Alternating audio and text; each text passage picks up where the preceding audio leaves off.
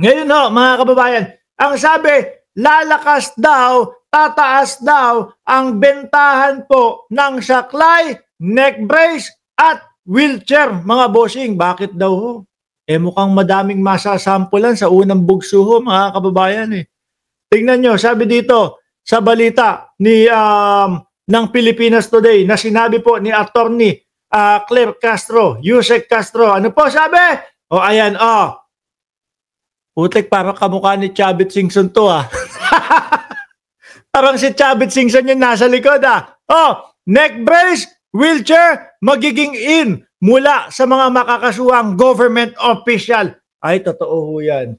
Alam nyo ho, sa Pilipinas, mga kababayan, ganyan ang kalakaran eh. Kapag ka ho nakakasuhan, pagka ho nadadawit doon sa mga plunder, yung mga ganung kaso, yung sa mga pandarambong sa pera ng bayan, nako, yung mga politiko ho natin bigla hong nagkakaroon ng suot na neck brace, bigla hong napapaupo sa wheelchair, bigla hong nagkakaroon ng tungkod. Totoo ho. Kaya yung mga may negosyo, no, ng mga hospital accessories, ng mga hospital needs, yan, maghanda kayo ng napakarami dahil parang yung balita ko is aabot ng 200 yata. Aabot ng 200 yung mga posibleng makasama o unang bugso na papasok doon sa kulungan na ipinagawa ng gobyerno. Diba? Sabi ni Atty. Claire Castro, pag itong malversation of funds umabot sa halagang na maaaring no bail, baka maglabasan na naman ang mga neck brace, wheelchair, kailangan na naman ng hospital arrest.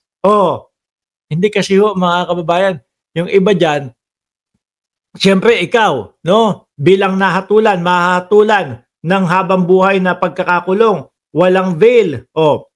Siyempre aarte ka, tapos may pera-pera ka, di ba? Aarte ka na lang. Naku, masakit yung ganito ko, hindi na ako pwede doon sa loob ng kulungan. I-hospital arrest nyo na lang ako. Di ba? I-hospital arrest nyo na lang ako. Mas pipiliin nila yan. Meron silang pang-maintenance na pwede silang magtagal sa loob ng hospital yung iba naman sa kanila, house arrest na lang po. Kasi hindi na ako pwede doon. Ikamamatay ko. Ganyan ang style ng mga yan. Lalo na kapag ka sa oblo, mga bossing, talagang siksikan sila. At especially kapag kayong talagang kung ipapasok mo itong mga ito doon sa regular na oblo, naku po, baka sa amoy pa lang Siyempre, mga amoy tao. Alam niyo yung tinatawag sa salitang Tondo, amoy tao. Oo. Yung tipo bang katas ng tao, yung naamoy mo doon sa paligid, sandamakmak yun. Pero wag kayo. Sabi nung iba, unfair naman itong gobyerno na to. Bakit daw Kasi pinagawan pa sila ng bagong kulungan at mas maganda pa daw yung bagong kulungan kesa doon sa ibang mga preso natin. Dapat daw isama na lang itong mga ito, mga bossing, doon sa mga preso na nasa regular na kulungan. Para sa akin, baka delikado din sila doon. No? Baka tarakan niya kasi siyempre mga bossing, may mga nakikita tayo, may mga nababalitaan tayo na may mga riot-riot doon sa oblo. Baka ipatira din. Kaya tingin ko mas okay sila doon sa kulay green na sahig na bagong oblo. Di ba? Cheche Borecho, at Merrick Corrales, Annalyn Ando, kulay asul na yung pangalan mo Mukhang mauubos na mga DDS, Boss Mark. Tingin ko, ganun na nga. Basahin natin to. Hindi basta-basta ang mga kasong inirekomenda ng ICI o Independent Commission for Infrastructure laban sa mga sangkot sa umano'y irregularidad sa flood control project dahil ilan sa mga ito ay non-bailable. No? Pag kinasuhan si Jinggoy, pag kinasuhan si Boss Dila, nandyan din si Saldico. Sino pa? Yung si Yusek Bernardo. Yung isang pangalan, nakakalimutan ko, yung congresswoman.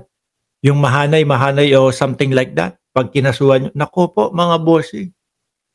Iilan pa lang yun at madami pang iba. Ano po daw yung mga kaso?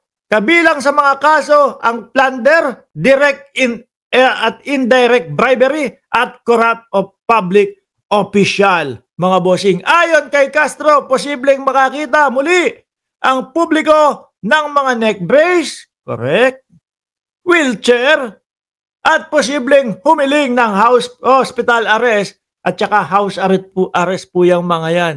No, kabilang sa mga opisyal na irekomendang kasuhan, si Senador Jewel, si Jinggoy, si ako Bicol Party List Saldico, pati rin ang ibang individual, Yusek Bernardo. Ay, maganda-ganda ho ito mga kababayan. Ano po, lalakas, tataas yung nagnenegosyo ng mga wheelchair. Lalo na ay mga politiko na mga nadadawit at nagbabalak na maglagay ng neck brace, umupo sa wheelchair, gumamit ng saklay. Sasabihin ko sa inyo kung saan madami. Doon sa kahabaan ng Bangbang, di ba, Addictus Rex? O kabayan ko, kapatid ko, alam nyo, di ba, sa Bangbang, sa gilid ng LRT, nako, ang dami dong medical supply. No, kaya lang, kailangan mag-unahan kayo. Bakit? Mukhang ang dami ninyo mukhang ang dami ninyo. Doon nyo mapupuntahan o doon nyo makikita yung mga neck brace, wheelchair, saklay, mga oxygen, ang dami doon. Kaya magpaunahan na kayo kasi tiyak yan magkakaubusan. Di ba, Janelle Van der Hearst? Ngayon, alisin ko na to. Ngayon, punta ho tayo mga bossy. Naku, eto. Sabi ko nga yung kaninang parang nasa likod, balik ko. No? Ibabalik ko. Kasi yung litrato kanina, sino kamukha nito? Bukod kay Saldico, kamukha din ni Chavit Singson. Ay, wala pala akong pinapakita. Bukod dito. Yung nasa likod ni Yusek Castro, may pagkakahawig na medyo bata-bata pa si Chavit Singson no? Or si pangalan nun, si Saldico. Hawig nila no, mga kababayan. Mukhang isa sa masasampulan ho nung kulay green na flooring ng bagong kulungan, ito pong si Chavit Singson. No, kaya hanggang ngayon kuda ng kuda, mga kababayan. Kaya hanggang ngayon, salita ng salita. Nonsense naman mga pinagsasasabi. Wala naman maipakitang ebidensya. Sa kanya, meron kompleto, detalyado pa. Di po ba? Siya kasi yung ibinabalita nung mga nakaraang linggo ho. Sabi dito, nilaglag mo lahat ng ginamit mo para maligtas ang sarili mo. Saan ililigtas, Chavit?